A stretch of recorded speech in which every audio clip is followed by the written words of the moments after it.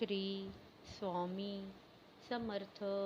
सर्व आत्म्यांना माझा नमस्कार.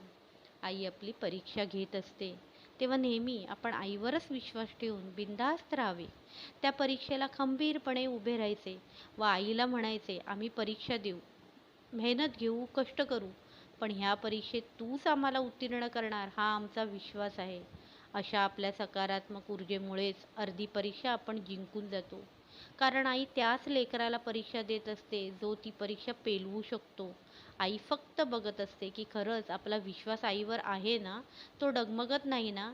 त्यावेळेस जर आपण न घाबरता बिनधास्त उभे राहिलो की बाकी आपल्याला काहीच करायची वेळ येत नाही.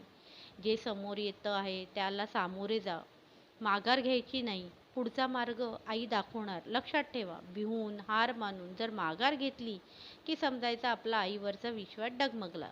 मग काही शक्य करायचं असेल तर फक्त आईचा धावा करा. याहून दुसरा चांगला पर्याय नाही. म्हणूनच आपण सक्षम राहायचं. विश्वासाला तडा जाईल अशी ऊर्जा आपल्यामध्ये चुकून सुद्धा आणायची नाही. मग बघा, मार्ग कसे स्पष्ट सापडत जातील. जास्त कष्ट पण करावे लागणार नाही. आईच्या नामात इतकं लीन होऊन जा की कोणत्याही क्षणी, म्हणजे सुख असो, दुःख असो किंवा एखादी भयानक परिस्थिती, माघार न घेता त्या परिस्थितीबरोबर 2 हात करा. 4 हात तुमच्या नजरेत दिसतील, ते 2 हात आपल्या आईचे असतील. निशंक राहा. आयुष्याची वाटचाल योग्य रीतीने करत राहा. अडथळे आपोआप दूर होतील. कारण आई प्रत्येक क्षणाला आपल्यासोबत असते.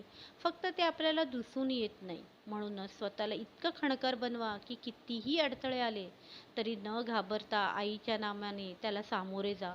ते अडथळे आपसुकच दूर होतील.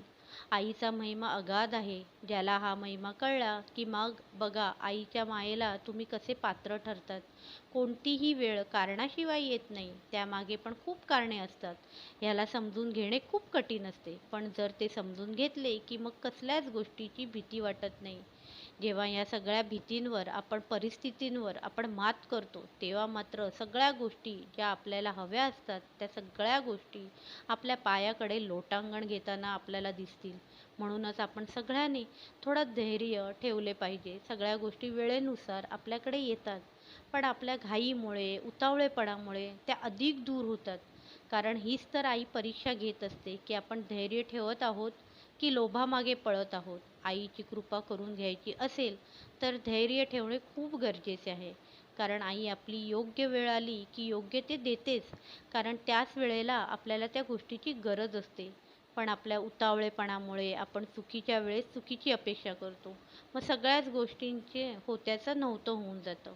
म्हणूनच धैर्य, सत्य आणि शांतता ह्या गोष्टी लक्षात ठेवल्या की पूर्ण परीक्षेत आपण उत्तीर्ण झालोच म्हणून समजा.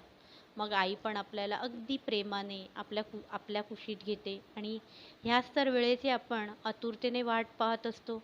श्री स्वामी समर्थ.